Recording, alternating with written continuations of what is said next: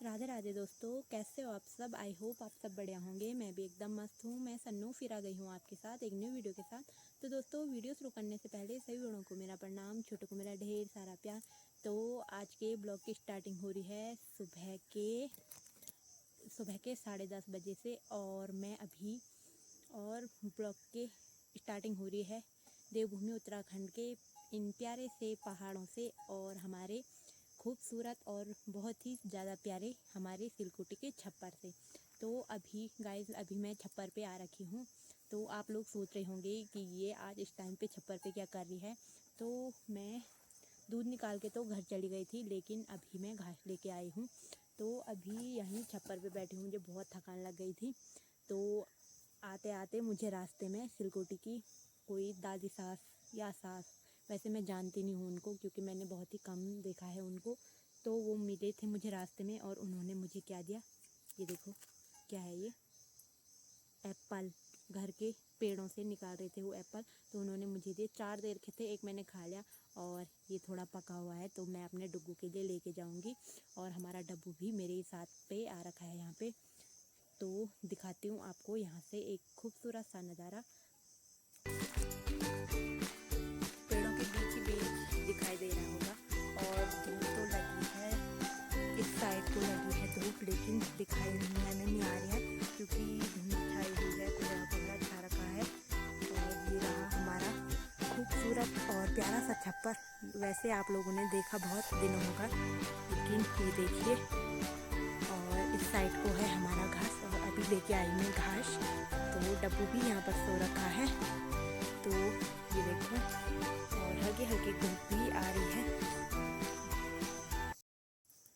तो गाइस, आज मैं ब्लॉग नहीं बना रही हूँ। आज मेरा मन कर रहा था कि मैं आपसे कुछ चीज़ शेयर करूँ। मैंने भी ऐसे ही कहीं देखा था तो मैंने सोचा क्यों ना शेयर की जाए। तो गाइस, जो हमारी ये प्रकृति है तो इसके भी कुछ नियम होते हैं। तो इस प्रकृति के कुछ खास और इम्पोर्टेंट नियम हैं जो कि 3 हैं, और वो कड़वे नियम हैं और जो कि सच है। तो प्रकृति का पहला नियम है कि अगर खेतों में ना बीज वगैरह ना बो दिया जाए तो उसमें प्रकृति घास फूस भर देती है। इसी प्रकार से हमारा दिमाग है, अगर हम अपने दिमाग में सकारात्मक चीज़ें ना भरें तो हमारा दिमाग जो है नकारात्मक चीज़ों से भर जाता है।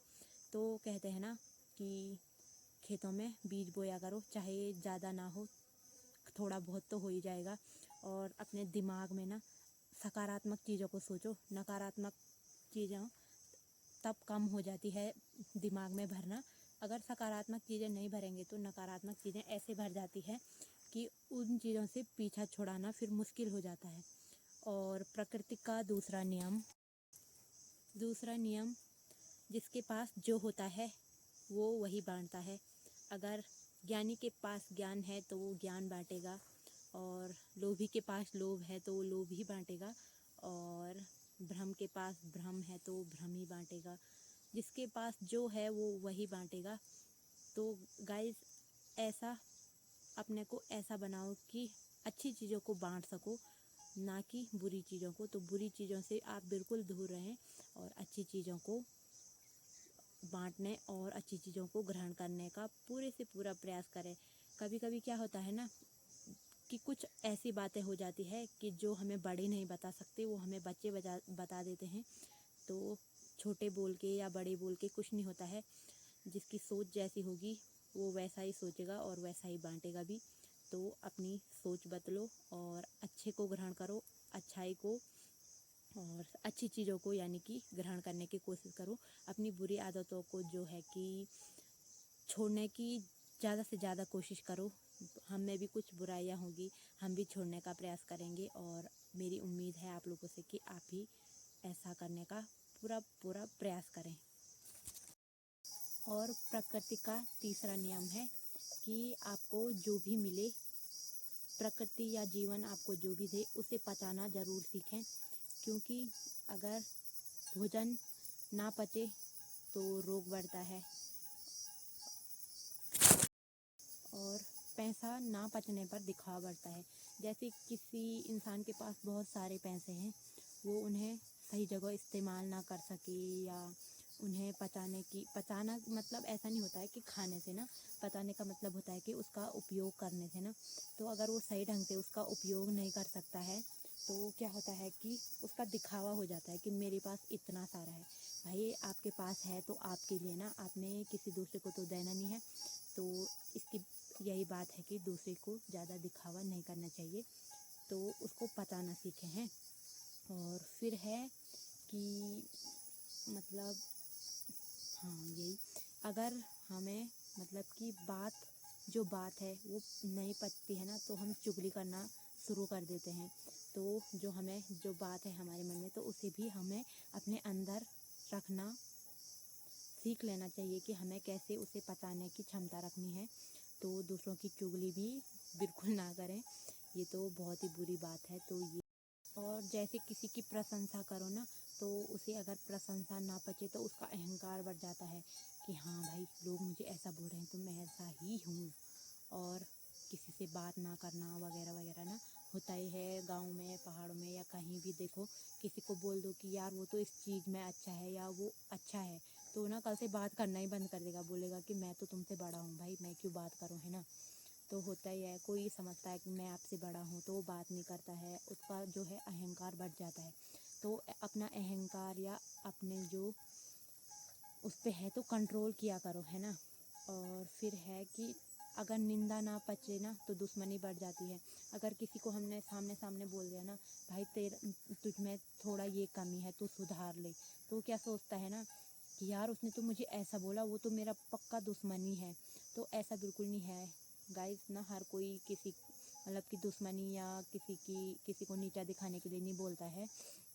लोग बोलते हैं कि मतलब कि यार अपना समझ के बोल देते हैं, औरों को क्यों नहीं बोलते ना कोई।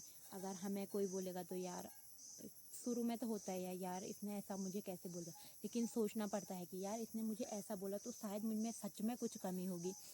तो गाइस दुश्मनी ना करें, 4 दिन की ज़िंदगी है, हंसी खुशी जीना है, और साथ में तो हंसी खुशी रहते हैं और दुश्मनी को साइड में रखते हैं। जब दुश्मनी का टाइम होगा तब तक तो भगवान जी अपने पास बुला लेंगे। तो और है और है कि राज ना पचने पर खतरा बढ़ता है।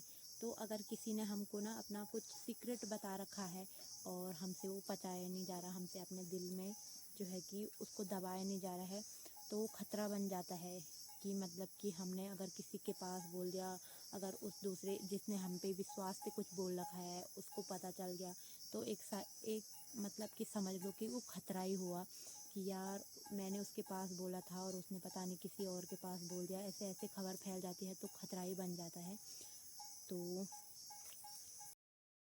और ना, दुख ना पचने पर निराशा बढ़ जाती है और सुख ना पचने पर पाप बढ़ जाता है। तो अगर दुख हम पचा नहीं, अपने अंदर नहीं रख सकते हैं ना, तो निराशा बढ़ जाती है कि यार मुझे दुख है, हमारा दुख किसी और को पता चलेगा तो वो भी निराश हुआ, दूसरा भी निराश हुआ।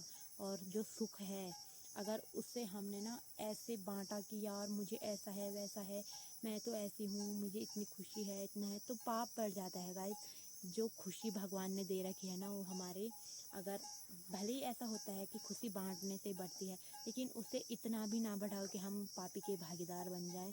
किसी को हमारी खुशी से प्रॉब्लम हो ही जाती है, तो हमें पाप नहीं करना है, अच्छा कर्म करो, अच्छे फल की प्राप्ति करो, और अपने जो ये जितनी भी बातें मैंने बताई है उन्हें पचाने की और अपने में मतलब कि अपने अंदर दबाने की पूरी पूरी कोशिश करें। बाकी तो क्या है, और यही हमारे जीवन का सत्य है। 4 दिन की ज़िंदगी है तो हंसी खुशी रहना है गाइज। तो गाइज वीडियो में ना पीछे से भैंसों की घंटी की आवाज़ आ रही है, तो प्लीज़ इग्नोर मारना, क्योंकि मैं अभी गौशाला पे बैठ रखी हूँ ना, क्योंकि घर में जाके मुझे थोड़ा टाइम नहीं लगेगा, क्योंकि मेरा बहुत सारा काम हो रखा है। काम भी क्या है, लेकिन डुग्गू नहीं बनाने देता मुझे वीडियो, और उसके सामने मैंने सोचा है कि मैं फ़ोन का ज़्यादा यूज़ नहीं करूँ, क्योंकि अब वो थोड़ा एक्टिव हो गया है, तो उसको क्या है ना, वो जब फ़ोन देख रहा है तो बोल रहा है कि मुझे फ़ोन चाहिए, मम्मी मेरे पास फ़ोन दो। तो मैं सोच रही हूँ कि उससे फ़ोन से थोड़ा दूर ही रखा करूँ, और इसलिए मैं अभी टाइम भी था क्योंकि 11 ही बज रहे हैं अभी, तो टाइम बहुत हो जाता है, तो यहाँ पर भी भैंसों को थोड़ा घास वगैरह देती हूँ। तो जाती हूँ घर के लिए, और अभी है टाइम बहुत सारा, तो उम्मीद है कि आप इग्नोर करोगे, ठीक है। और वैसे तो इग्नोर करने वाली बात भी क्या है, पर फिर भी आप इग्नोर करना। गाय भैंस है, आपको पता ही होगा, मैं तो यहीं पहाड़ों से हूँ, तो ऐसे गाय भैंसों की घंटी वगैरह तो बजती रहती है, और गाँव का काम भी लगा ही रहता है। तो अभी जाती हूँ मैं घर। ज़्यादा नहीं कहूँगी मैं, वीडियो लंबी हो जाएगी नहीं तो अभी मेरे के लिए लेके जाती हूँ मैं आज नाशपाती। तो गाइज़, अगर आपको मेरी वीडियो अच्छी लगे तो प्लीज़ लाइक करें, कमेंट करें, शेयर करें, सब्सक्राइब करें, बेल आइकन ज़रूर दबाएं, ताकि आने वाली हर वीडियो की नोटिफिकेशन आप लोगों तक पहुंचते रहे। तब तक के लिए स्वस्थ रहें, मस्त रहें, व्यस्त रहें। जय देवभूमि, जय उत्तराखंड। Bye bye.